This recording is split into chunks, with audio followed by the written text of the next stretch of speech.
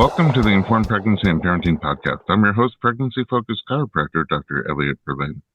My guest today works in the mental health and addiction field in a leadership role at an outpatient clinic. She's also a mother of two, and she'll share her journey from addiction to recovery to motherhood. Jessica, welcome to the podcast. Hi, good morning. How are you? I'm doing great. Thank you very much. Thank you for joining me.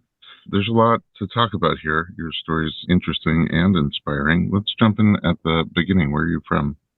I'm from Los Angeles, California, born and raised. My parents are from Belarus. They moved here pregnant with me, so I'm first generation. Welcome. Thank you. I talked a little bit in the opening about what you do for work. Tell me more about the work that you do. So I work as a director of operations at a intensive outpatient, primarily for substance abuse and mental health. And we treat patients from all over America that struggle with mental health and substance abuse. All over America, meaning of different locations or virtual, or they come to you? They come to us, so they're usually from out of state. Okay. And how did you get into that work? I'm actually in recovery myself. And what are you recovering from? From drugs, if you want to get the details, from heroin and meth. Heroin and meth. Yep. And I actually just celebrated 8 years on Thursday. Oh, wow. Congratulations. Yeah. I mean, clearly your life has turned around in a tremendous way, which is just inspiring to know that it's possible. Yeah. I mean, it's a complete 180. I'm not the same Jessica that I was back then at all. And you're still pretty young. So how did Jessica 180 ago get started? As in to this path of recovery? Before the path of recovery, how'd you get onto the path of addiction? So, I was always a girl that felt like she needed to be loved and accepted.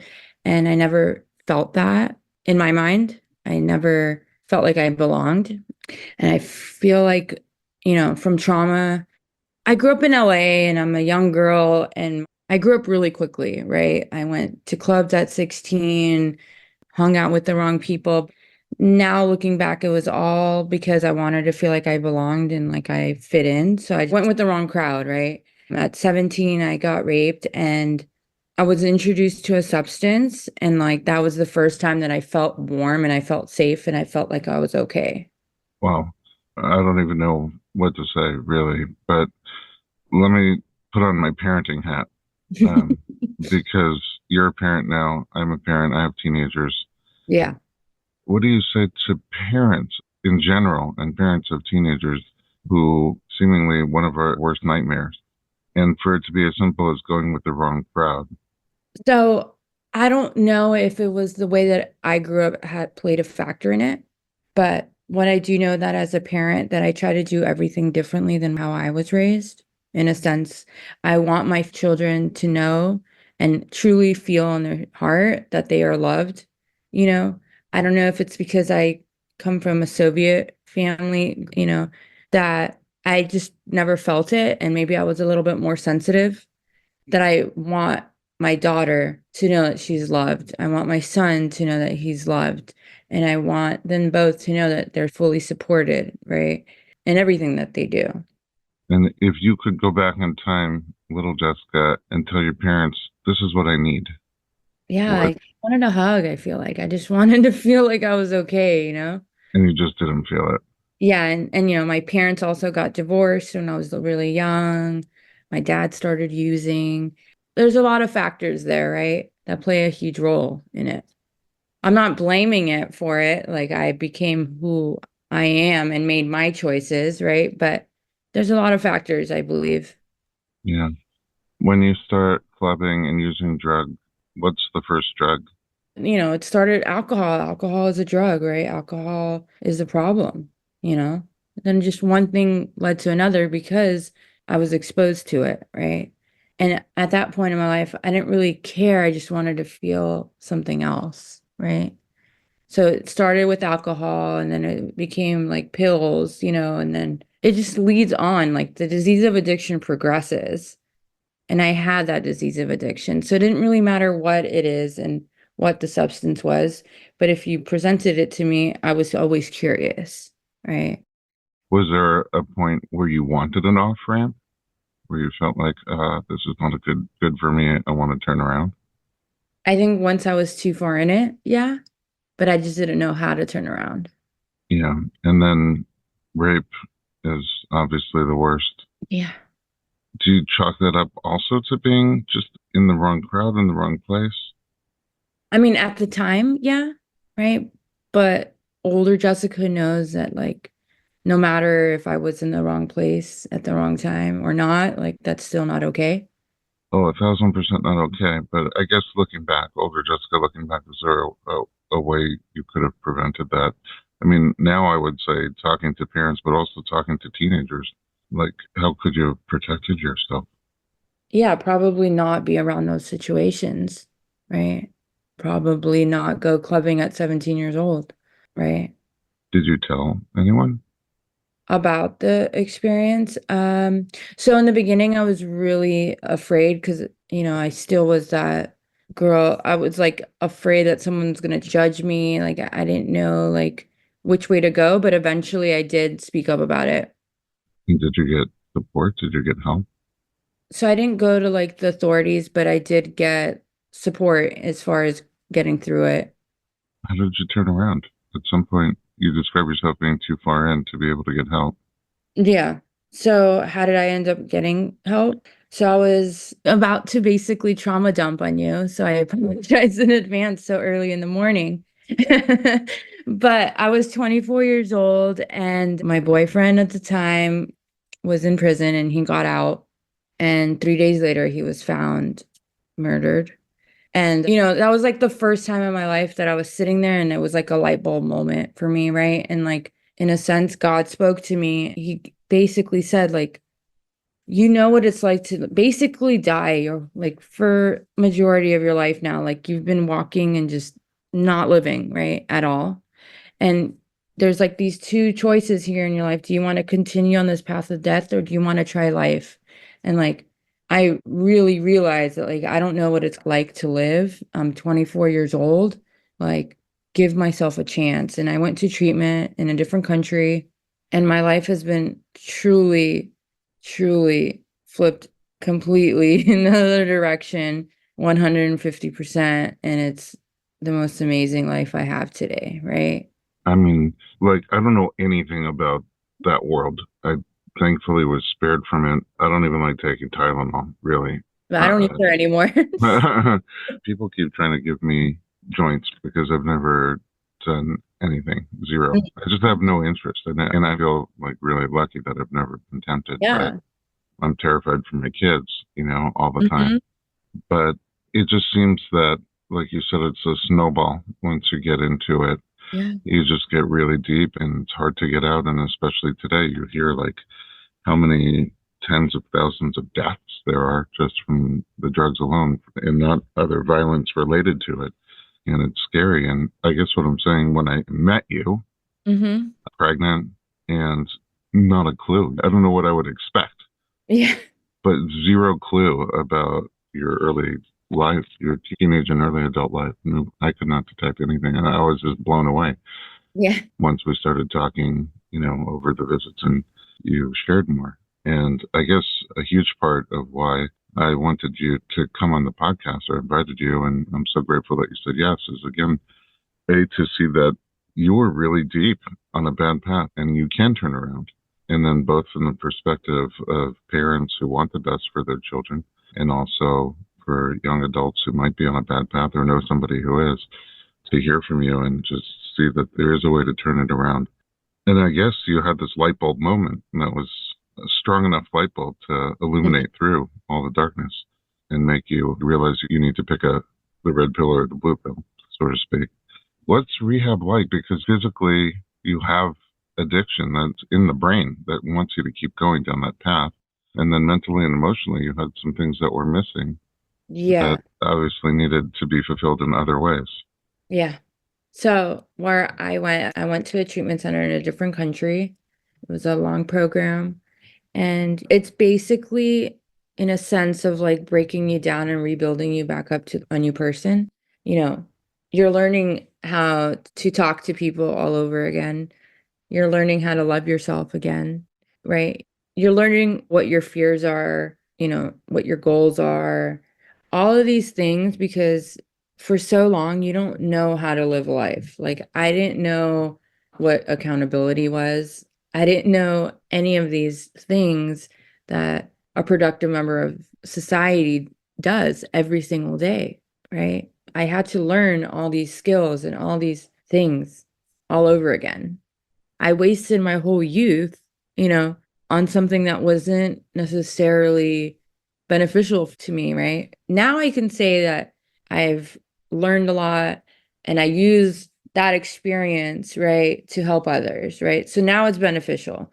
But when I first got sober, like, it was not beneficial to me whatsoever. So I had to learn everything all over again. What about the physical elements of withdrawal in your Oh, body yeah. wanting and craving?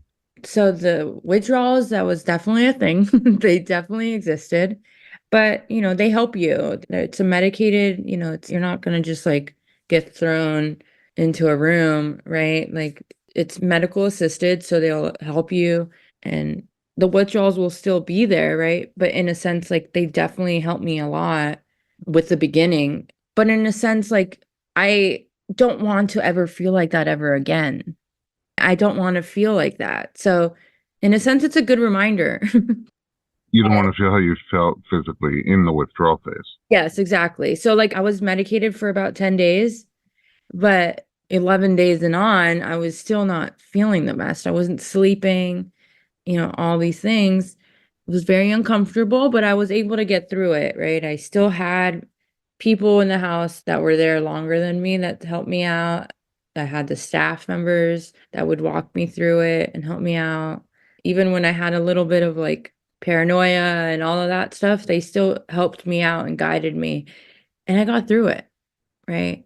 The scary thing is about the drugs nowadays is that you never know what you're getting anymore, right? Like, I didn't experience all of this, but nowadays it's like the fentanyl is in everything, right? It's in cocaine, in marijuana. Just down the street from my house, I don't know if you've heard, but at the Los Angeles Tar Pits, there was a group of teenagers that OD'd, and they said that they ate edibles. Oh, really? No, I didn't know. And, that's the scary part about it. Like, you don't know what you're getting anymore, and people are dying left and right. It's so scary. Honestly, soon it seems like it'll be in donuts. Yeah. I mean, the whole idea is to make it more addictive, right? But then it also becomes more lethal. It's way more lethal. Even through the office, through patients who are primarily pregnant, the number of their relatives, that tragically die, Yeah. and like you said, 10 years ago, they wouldn't have. It's just they don't know what they're getting. Yeah. Okay, let's take a little break because I want to get to new Jessica and the incredible path that you're on now and learn about your journey to motherhood. We'll be right back.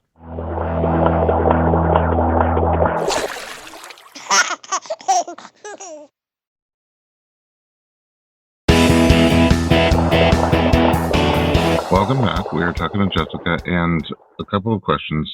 I know that whenever I start to go on a program to lose weight, totally different, but also an addiction, everybody says, how are you going to keep it off? I'm like, let me lose it first, and then I'll come up with that plan. 8 years sober. Again, congratulations. What a huge milestone. Thank you. How do you maintain it? Is it still even ever become a struggle for you? So I don't necessarily have the desire to use, but I know that when I am not continuing working on myself as far as like going to, AA, NA meetings or working with a sponsor or just helping others in general, I'm not the most grateful person, right? When I'm not sleeping for two, because my newborn is keeping me awake, I'm not the most grateful person. So I become not the nicest person. So that's how my disease works in me right now, right? Like, so I have to go back to a meeting to feed the spirit, right? I don't want to use, but I just act out in other ways. Mm. You start to feel that void again?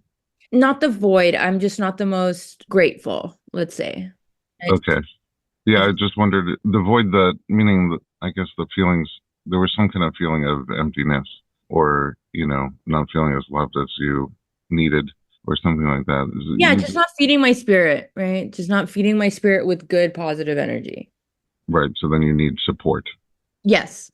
It's not that I'm going to use, but I just don't want to continue that behavior. Right. Okay. So 8 years later, if you're not actively working on it, it has a negative effect on you. Yes and no. So it's not that I have to like go every single day, right? But it just like adds up. And I don't necessarily think it's just me as an addict. I think all human beings have like, moments where they're in negativity and just not feeling the best as a person. Hmm. I just don't like that feeling. So I want to continue just being a better person. It's so important though, because I think every human also has things that when we're feeling something like that, some sort of discomfort inside, mentally, spiritually, physically, we gravitate towards things that are not healthy for us, whether it's something as hardcore as heroin, or in my case, Krispy Kreme, Or or a drink, an or alcoholic a beverage. drink or retail therapy or something that ultimately is not really helping you, but more masking that discomfort that you're feeling. And so as humans, we all need to find more healthy ways to fill those discomforts, to manage those discomforts and feed the spirit. I think that's a beautiful imagery, and then doesn't go away. So I think even, yes, in me and my personal journey, if I'm going to be selfish, if I do lose the weight, it's not like I just have to get from this number to that number and I'll be cool. In order to stay there, I really have to have, my own come to Moses, if you will, and, see where's the need coming from and how can I feed in healthier ways. Yeah, exactly. So that's what meetings come into play for me, Yeah, or just right. talking to other addicts. Perfect example, when the pandemic happened, my family, for example, they used like a glass of wine every night to cope, right? For me, I just went to meetings on Zoom. I got you. Yeah. And also people gained a lot of weight, Yeah. all the addictions. You're sitting alone, you don't have the human interaction that you need. It's a scary time, so you have that gnawing away at your insides. And For sure. yeah, that's powerful and helpful, I think, to anyone, Yeah. really. Helping other people with literally going through the phases that you went through Hmm. must be meaningful. Also, I imagine not everybody succeeds, in the way that you have. Is that hard for you? Yeah, because, I wish I can just help everyone and really show them that there's more to life than just using substances. But unfortunately, that isn't the case. But I just put in as much effort as I can and hope that maybe even if they don't get it this time, they heard something that I told them and it will stick for next time. Hmm. It must be, for the ones who do succeed, they must be eternally grateful to you and the other people working with you. Yeah. To leave that chapter, I wonder, you've had some pretty horrible things happen to you during that time that you've mentioned. How do you resolve those things? Are you able to leave them fully in the past? Yeah. So I don't know if you've heard about the 12 steps. So basically, I did a lot of work on myself to let go of those things, to basically let them go and accept them that that's a part of me, but that's not what makes me, right? That was in my past and I've embraced that Jessica. I've gave that Jessica a hug, but those moments don't define who I am today because of the 12 steps, and I've been able to let them go. And I use it as a strength towards helping other women. Let's talk about New Jessica, Yeah. the one that I know and love. So you have kids. How did you meet your current partner? It's worlds different than previous partners. Yeah. Way different. I met him through a friend, actually. Very old school, right? I feel like everyone meets now, like either online or something, but Dating app. yeah, dating app. So surprisingly, that wasn't the case. I met through a friend. They grew up together in New York, but he was living in Los Angeles. And he basically insisted that she introduced us. Oh, where were you in life at that point when you met? I was about a year sober, just started working in mental health and substance abuse. Just, I was still young. You're still young now. Exploring my options. Yeah. Was that your first relationship since First real, yeah. recovery? First I real had relationship. one, but really count. If people could see your face, they would see that one didn't count at all. Yeah, I wouldn't. The face that you're making right now. Yeah. Um, yeah. So how did that feel to have a healthy relationship? What seems like the first time. So I did everything different, I didn't like jump in. We really got to know each other. We just like dated, It was something I didn't do and didn't know how to do. And we did that.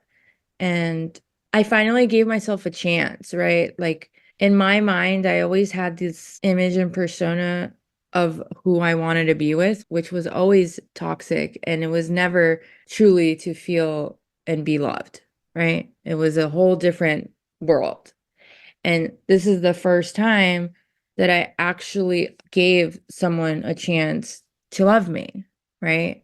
To make me feel special and make me feel safe and make me feel loved, right? And it was totally different, right? Like from that Jessica that just like kind of like morphed into a Jessica that you wanted me to be, to now a Jessica that knows who I am, that loves myself, and knows what I deserve, right? So it's totally different. Hard to open yourself up in order to let yourself be loved that way. Yeah. It's like you have to let some guard down. Oh, it was definitely a struggle in the beginning. I remember calling someone, I was like, what to do? But I just like allowed myself to walk through those fears because it was very new and it felt very weird. And in a sense, I also wanted to almost protect myself just in case I was going to get hurt. Right. So I had to really just like feel uncomfortable and feel the uncomfortability of someone actually loving me. Right. Which was the ultimate desire. Yeah, exactly. But it was still scary because it was Yeah, all new. yeah, a weird mix of feelings. Yeah. Had you thought about motherhood either before that relationship, during that relationship? I mean, I imagine it was the furthest thing from your mind before recovery. Oh yeah, yeah, yeah. But once I did get into recovery, I definitely loved the idea of having kids. Like I remember, I don't know, like if there's one wish, like I just want to be a mom, right? And I think it's in a sense of I want to do things a little bit differently than how I felt I was raised. And it might have not even been true, but like the way that I felt when I was being raised, I want to do the total opposite. And motherhood is a feeling of unconditional love that I feel like I really wanted to experience. Like from your kids, that unconditional pure love, like it's everything. Which side of it? To give Both, but also unconditional like love and also child. receive it? Yeah. Yeah, I mean, that sounds like a lot of pressure too, Yeah, for sure. on both sides, like not wanting to, I guess, quote unquote, fail at that Oh, for sure. and the responsibility that comes along with that. Yeah. So then, did you guys make a conscious choice? Let's have a kid. So he's a little older than me, so we both had talks about it, but we never had like a set plan. I know that in February of 2020, I found out I was pregnant and I was very scared. Once the reality kicked in, I was very scared, but I ended up miscarrying. It was a chemical pregnancy. I think I was more scared because I didn't know if I was, in a sense, maybe even worthy to be a mom. Like, the power of the mind is so strong that, like, it almost wants to make me doubt myself, right? That's the disease of addiction, is also in the mind. It's in the mind and the power of the thinking. And it always wanted to make me doubt myself when I was very sure of what I wanted in my life. So you wanted motherhood, I wanted motherhood, but once the time came to it, I was so afraid. and you got pregnant, but not consciously. No, not consciously. But then you found out you were pregnant with a pregnancy test. Yeah. And if it's a chemical pregnancy, so essentially you had the positive test, but then the pregnancy didn't progress. Yes, So exactly. pretty early. You don't even see a baby usually. Yeah, yeah. So how long was it from the time you found out you were pregnant to the time you found out you were not pregnant? It was about 3 days. And so it sounds like a very emotional 3 days. Yeah. And I don't want to put words into your mouth, but it almost sounds like excited to be pregnant, terrified to be pregnant, Yeah. want this pregnancy, lost this pregnancy. Yeah. Which I feel like that's like kind of a normal roller coaster of feelings in the beginning. Yeah, I think for a lot of people, sure. Yeah. But the loss, where did Oh, that leave you? it definitely left me confused, but I will say it didn't really affect me that much mentally because it was like 3 days. So I was still in this like whirlwind of like feelings and emotions that I didn't fully like looking back, right? Because I had another loss after my daughter, and that was like very difficult for me. So I think that loss really had me confused, if that makes sense. The initial one or the second The one? initial The one. initial one. Right, that's what I'm saying. Where did it leave you? Because you had all these feelings of, wait, I want this, but maybe I don't want this, or I want this, but I can't do this, or, I think once I experienced the loss, then I kind of said, okay, maybe this is not the right time. oh, okay, so that's where I guess I was going. Did it make Yeah, you even sorry. more want to crave it and like, we got to do this, or did it push it off for you? It made me way more open to being pregnant and having a child. Okay. Yeah. Then when you got pregnant with your daughter, was that time more of a conscious conception? Yeah. A decision you both made together? Was it hard to get pregnant? No, I found that I was pregnant maybe after my first cycle. So 2 months later. Okay. Yeah. Seems like a good place to take a break and find out how pregnancy and childbirth went. We'll be Yeah. right back.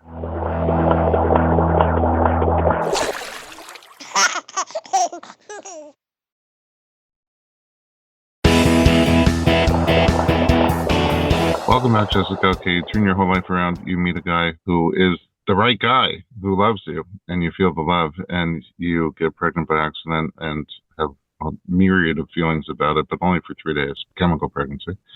Left you open to pregnancy with thoughts of motherhood, and then you consciously get pregnant. How is your pregnancy? How are the different stages of pregnancy for you? So it was the pandemic. So let's throw that factor in. Overall, the pregnancy went pretty well. I did have a lot of fears of like what's going to happen with the world. Lockdown, it's dead outside. The pregnancy went well overall. However, I did end up developing cholestasis with her. Okay, so if you're talking about cholestasis, that means the first trimester, second trimester, no surprises. Yeah, nothing. Okay, strong, healthy, Yep. Induced and 37 weeks. yeah, so cholestasis, your gallbladder freaks out and gets backs up, and then the bile salts start to make you itchy Yes, in your very. hands and the feet is the characteristic symptom. But there's a tiny chance that if it progresses, the cholestasis progresses aside from your discomfort, for some reason that we don't fully understand, it could lead to instant fetal death. Yes. And so they want to get the baby out as quickly as possible. Before the diagnosis of cholestasis, did you have any thoughts on childbirth? I mean, for one thing, it's generally a drug-heavy process in America, and you said you don't like to take Tylenol. So I didn't know anything about childbirth. I have so many opinions on this because I feel like as an OBGYN, they need to do at one of your prenatal visits, have like a mandatory, they should go over proper like labor etiquette, right? Whether it's breathing or pushing or different positions, but they don't. And then they throw you in to fend for yourself in a sense. Did they not suggest or present a childbirth education class? Nothing. Oh, okay. So a lot of doctors and hospitals do offer those Yeah, classes. And then separate from that, privately, there's a million and one classes that now, today, right, are accessible in person, online, hybrid. And I always recommend it because there's a gazillion different ways to right. really have a baby today. And some of them will be more or less appealing to each person. And even with that, it's a flow chart. You might have a desire to do it a certain way, but then sort of get cholestasis and lose some of the choices. So Yeah. it's sort of good to learn all the different options and make your own flow chart. Okay, so you didn't know anything going in, but did you know that it was drug heavy? I didn't honestly, it was like had something to do with the pandemic, and like maybe that's why there weren't really any childbirth classes available. Towards the end, like watched some videos. I did know about like the epidural. I knew about stuff like that. I didn't know what Pitocin was. I didn't even know what being induced really meant. Yeah. You're not alone. I mean, even non-pandemic. That's Oh the whole yeah. reason we started informed pregnancy is because the Yeah. number of times things came up that people were surprised by like how little they knew compared to what would have been helpful to know. Yeah. So with your cholestasis, then not too many choices. I guess induction or C-section. Induction. How did that go? Rough. In what way? Well, I had to do every form of induction. So I had to do the Cervidil, I had to do the balloon. Oh, you did the balloon filling? Okay. Yeah, I did the Cervidil, I did the balloon, I did Pitocin, I did the water breaking. This will be an excellent time to plug our episode on induction methods because it sounds like you could actually write the Zagat guide of Yeah. all the different types of methods. Cervidil to ripen your cervix, and then a balloon Foley to help you dilate, and then it sounds like Pitocin after that. Yep. Okay. Do you have an epidural through the whole thing? So I got that epidural once they put the balloon in, because with the Cervidil, once my contraction started, I was having severe back labor Boy, because it's facing my spine. And so I tolerated the pain for like 4 hours and then I couldn't anymore. Actually, it would have been like around 6, 7 hours that I tolerated the pain. And then around like 4 a.m., I got that epidural. And got they it. started it around 5. So 12 hours, I guess. Am I crazy to think, again, I don't know anything about the drug world, but needles, IVs, injections, does that bring back anything? So I remember them offering me before the epidural, they offered me morphine or fentanyl, and I denied it because I didn't know how it was going to make me feel. Yeah. So I was like, I don't want that. So that's why I suffered through it, for quite a while. But they don't trigger me, but I just choose not to try, Yeah, you know? no, totally. I just know, like, I have muscle memory from things in the past that, Mhm. when those things happen, they trigger those things from the past. Yeah. And I hate needles. I don't mind putting them in other people. I don't like them coming into me. So to I, me, all needles are the same. But to you, it sounds like there's big nuance. I also feel like from doing blood work so much, I just kind of desensitized Oh, that yeah. each other. Yeah, I think that's like it would be good for me to get pregnant and then I'd get over my thing with needles. Yeah, yeah, exactly. I keep trying. Yeah, Okay, so induction through all the different things. Did you make progress? I did. I did push her out rather quickly, actually, for my first, but I definitely pushed her out wrong. Let's just say that. What does that mean, even? Well, I believe that the hospital coaches you to push incorrectly. You mean because they're looking at the monitor and they see you're Well, contracting and they're making you hold your breath and push, oh, ra- right, right, right. allowing yourself to follow your body's lead and push when you truly, need to push, as opposed to like taking a deep breath and pushing for 10 seconds. I truly believe that really affects your pelvic floor Oh, very. so you had postpartum like pelvic floor trauma? Yeah, but I also tore a lot. Oh, okay. And but was the baby posterior? I mean, was the skull against your spine? Was that causing the back labor? Was the position I think uh, she was facing. Yeah, spacing. right? So I wonder if that played a factor also. But for sure, you see, as a doula, I've seen both models of pushing. Yeah, And that sort of intuitive pushing that you often see under midwifery care and especially unmedicated, like at a home birth, yeah. is a whole different world, I bet. And then the other thing is without the epidural, they can get into a lot of different positions. It's kind of interesting if they're not coached or positions aren't suggested or told to them. It's interesting to watch, like what position someone gets into. Generally, it's not on their back with their legs up. Exactly. But sometimes it is. That's the natural intuitive position. But oftentimes it isn't. More oftentimes it isn't. They're like on all fours or squatting or on their side or Ways, yeah. and you don't have those sensors. We deactivate the sensors, so it's a little hard. Like in one sense, you sometimes see they need to coach you on pushing because otherwise you don't feel the natural impulses to push. So it's And I was challenging. so numb. I couldn't even move myself up. I was so numb. How did you recover from all of that? The pelvic floor, the tearing? You know, I just did yoga at home and online workouts. Right, because still pandemic. Yeah, yeah. And my pelvic floor now, 2 babies later, I'm Yeah, going to physical therapy and I'm doing Pilates, so that's that's different. a lot different. Yeah. Yeah. I guess if I'm plugging things, I should also plug Natalie Headings, who has Uninformed Pregnancy Plus. With this subscription library, a powerful but introductory pelvic floor program called the Core Connection, and a masterclass on pelvic floor, like having a specialist in your home, which is called Mindful Movement. And she's just an amazing educator.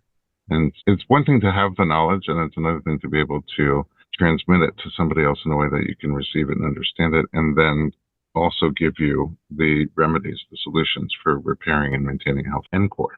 Okay, so then you have another baby. You have a miscarriage. I did a pretty intense one. How do you mean? So I got pregnant. I was really excited to bring in another little human into this world. And I went to my first visit. Everything was great. I heard the heartbeat. And I was going back to my 12-week appointment, and there was no heartbeat, and the baby stopped growing at 9 weeks. And you didn't know. I didn't know. And I had to get a DNC. How old was your daughter during this time? She was just turning 2. Okay, so sort of a good space. And is this a conscious choice, this pregnancy? Yes. Okay, so much harder, I guess, in a lot of different ways. But a chemical pregnancy, 3 days. This is Yeah. seeing the heartbeat, growing, bonding, Hmm. picturing, the family of 4. Yeah. I almost didn't want to have another kid after that experience because I was so afraid of going through that again. I'm sorry. Yeah. It was a lot. I felt alone. I was very confused, very confused. Alone? Why? I mean, alone from your partner, alone because you had your daughter. Are you saying alone because why did this happen to me? Like the Yeah, real. I just felt like no one else can truly understand what I'm going through. So I was just kind of stuck with my emotions and feelings by myself, but it could have just been me distancing myself from everyone as well. Did you at that time know how common or first trimester miscarriages are? I did. And I think there was a feeling that there was something wrong with my body, that it just wouldn't release it on its own. And that I had to, Oh, you needed the DNC. in addition, have a DNC. I think that's what really affected me, is that, hey, you lost the pregnancy. Now let's figure out a plan of how to, you know, clear your body from it. Yeah, but I could see you not wanting to let go.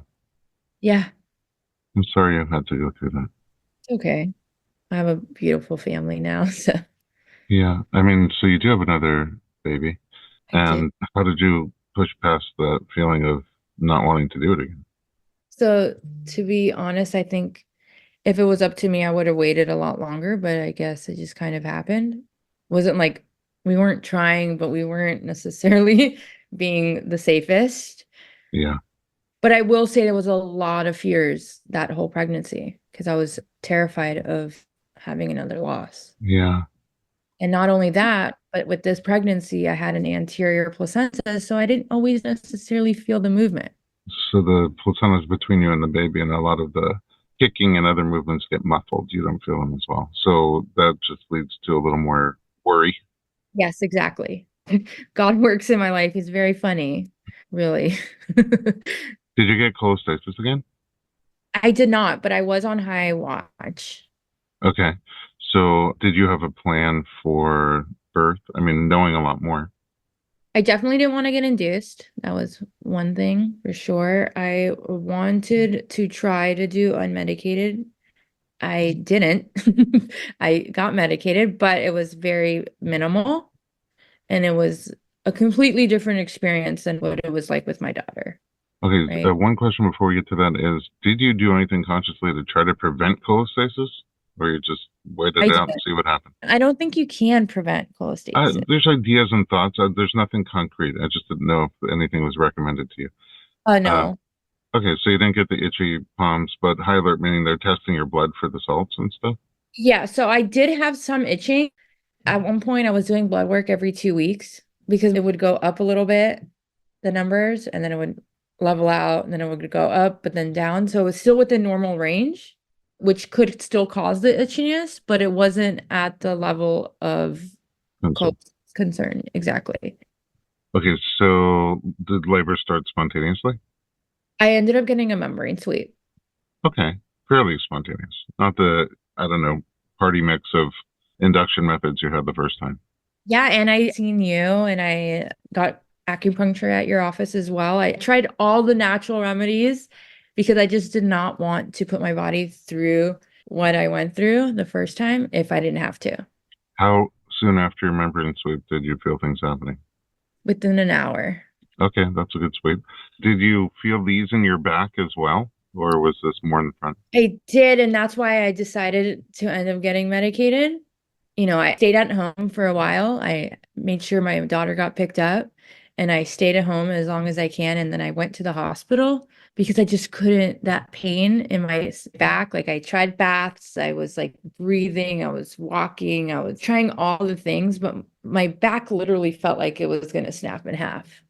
Yeah, Ev- the number of times I've seen that as a doula, and it's like if you can't make that stop, if you can't get the baby in a better position, which is usually the culprit, or you just can't make it stop, it looks so insanely torturous, honestly. And then the epidural makes it go away completely for Yeah. most people. So you got that epidural. Any other induction agents or So they did end up giving me eventually a small dose of Pitocin, but that was only because the baby's heart rate kept spiking up? up. Oh, okay. So they wanted the baby out faster. Because I was stuck at like a 5. Okay. So then they broke my water in hopes that it would progress, but he was just stuck at a 5, but his heart rate kept going up. So then they eventually put fluids back in me. Know what was causing it? Yeah. And breaking your water didn't help.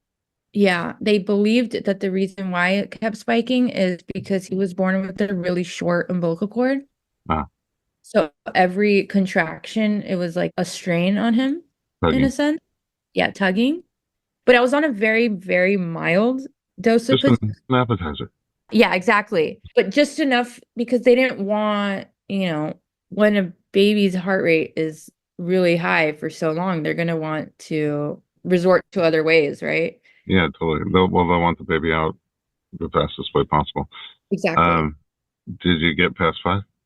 Yes, very quickly. And for pushing, knowing what you knew from last time, did you do things any different? 100%. Like I remember I was laying there on my side. I was like, I'm ready to push. And they're like, no, you're not. We just checked you and you're at an 8. I'm like, this baby's coming out. I'm ready. I really trusted my body a lot more. Basically allowed my body to do what it's supposed to do as a woman. And like they told me to stop, they told me to wait. I'm like, I'm pushing this baby out because the baby is coming, and Sounds like you're on really, a lighter epidural. Did you yeah, feel and I more? really trusted my body. Did you feel more physical sensations I also than did. last time? Okay, Yes. so less numb. Yes, way less now. Okay. And you did it your way and baby came out. Very easily. Yeah. Okay. Did you tear? It was a very, very like 1 or 2 stitches, like nothing. Okay. So minimal compared to the time Very before. minimal. Yes. It was truly a complete different experience. And that's because I allowed myself to really feel empowered, right? And really allow my body to do its thing. Beautiful. Was the worry, the extra anxiety that you had during this pregnancy because of the miscarriage between your two babies, did that dissipate during the pregnancy or not until you were holding the baby on you? Not until I was holding the baby on me because of the fact that I couldn't always feel the movement. Even 8, 9 months in, even 8, 9 months pregnant, there were days I just would feel very minimal movement. Yeah. I mean, it sounds like it makes that moment even more emotional, Yeah, it truly was a lot more emotional. but also relieving. Yeah. Well, are you done? Well, I'm in the thick of it right now. So as of right now, I think so. It's not an absolute no. It's not an absolute no more. Yeah. Right now I'm like no more, but I also have a 3-year-old and a 4-month-old. So as of right now, I'm done, but I'm open. Awesome. Well, is there anything that I didn't ask that you wanted to share? I just wanted to share that looking back at what my life was, right, and like what I thought I deserved, and like to where my life is today, I can't even come up with words to explain like how truly blessed I am, right? I have this amazing family, right? I have people that genuinely care and love me, right? And like all these things, right? Like possibilities are endless once you give yourself a chance, right? And I never gave myself a chance. And once I finally did, like I finally get to experience life like how you do, like just a normal human being does. And I never did. And it's just like, I can't even put into words, like I have people that depend on me, right? I have a job that depends on me. None of these things would have really existed in my previous life, and for anyone that's struggling, I know it's easier said than done, but just give yourself a chance, right? Like I always tell people, like, just give yourself a chance for a year. And if you don't like how your life is heading within that year, like your old life is still right there, right? I can promise you that your life will change as long as you put in the work within that year. There's so much to look forward to, there's so much to be grateful for. I feel like not enough people give themselves a chance. What about, Jessica, for people who have loved ones who are stuck in that world, in the world of addiction? You know, it's really hard for me to answer that now as a parent, right? But I will say that, like, there is a chance, right, for your loved one, for your child, for your sibling, for whoever they are to you, like, to get this, right? And sometimes I feel like they didn't necessarily want this life for themselves. So give them that grace, right? Fully support them, but also don't enable them. Because if you continue to enable them, they're going to continue to do this behavior, you know? It's an incredibly challenging balance to find. Yeah, and I also feel like addiction is just not about the addict. The disease is in the whole family in a sense of like how the parent takes care of that addict, right? It's a disease of the mind. Let's say if I have someone that I'm helping, but I'm not an addict, but I'm constantly enabling them, that's my disease, right? That's my addiction. So I just feel like support them, but not over support them in a sense of they have to kind of figure it out on their own, right? Right. It sounds like until you had your giant light bulb moment, there isn't much anybody could have done to show you the light. It had to come to you. Yeah, exactly. I had to come to that decision. No one can force me to that decision. And I'm also grateful that my parents kind of backed off of me. So I was able to get to that place on my own, right? I didn't really have my parents to rely on to enable me. And I think that's part of why I ended up getting sober so young, right? Because I was kind of fending for myself for so long that I was able to hit that like complete bottom on my own, if that makes sense. And it's Um, hard. It's hard because I don't know what I would do now as a parent, right? But I know what has worked for me, right? yeah.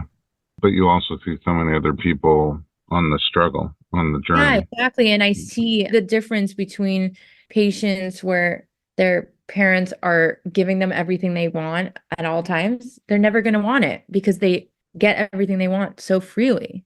Right. Why change course? Yeah, but the ones that don't have anything usually want more in a sense of like they want something different and they want something else and they To want, change. yeah, exactly. I can't thank you enough for coming and sharing such Thank you deep for asking. personal experiences.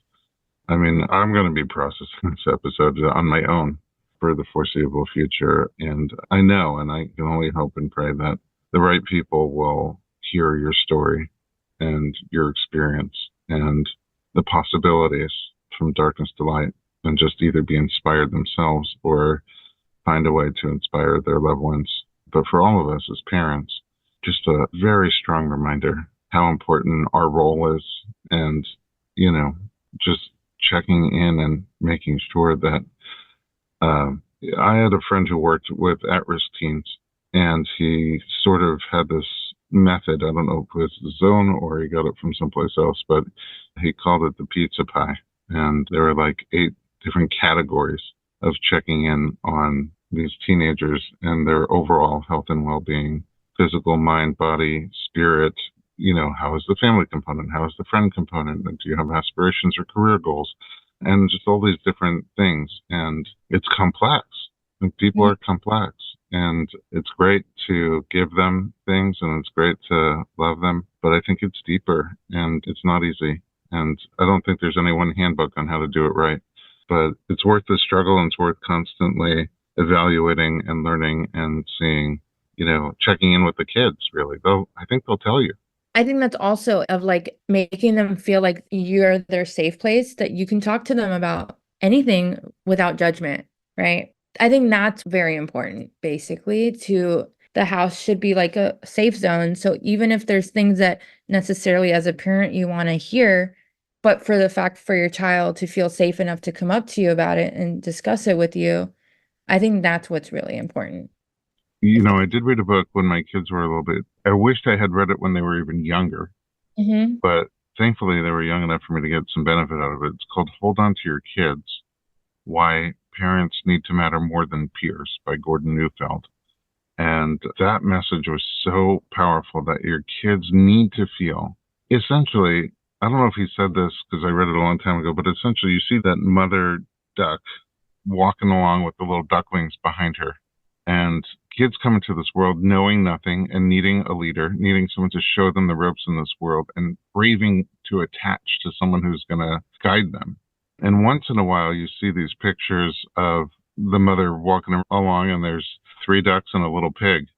And the pig didn't get the mothering from the mother pig. So she went to the next thing, which is this duck family.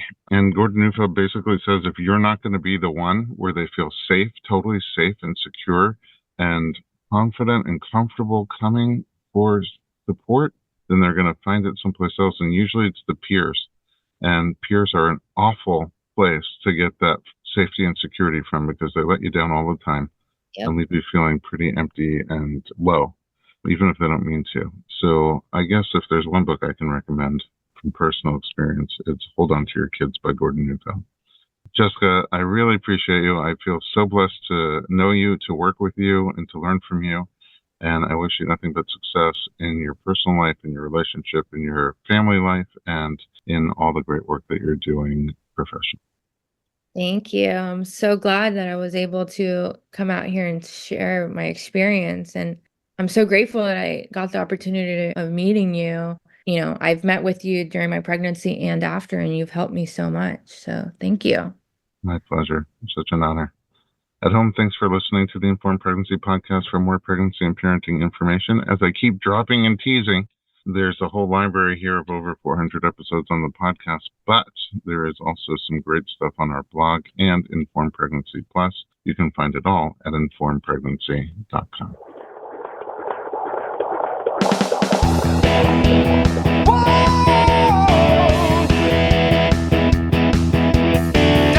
Doctor, give me the news. I got a whole